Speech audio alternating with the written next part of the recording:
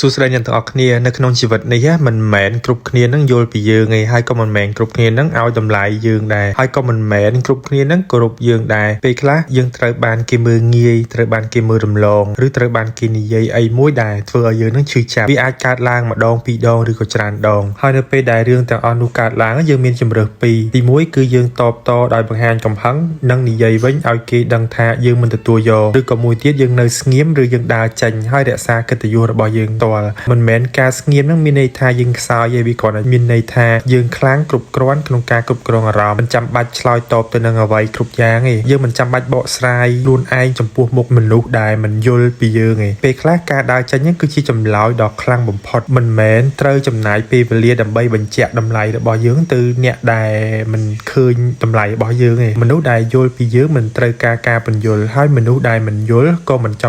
ង់ស្ដាប់ដែរ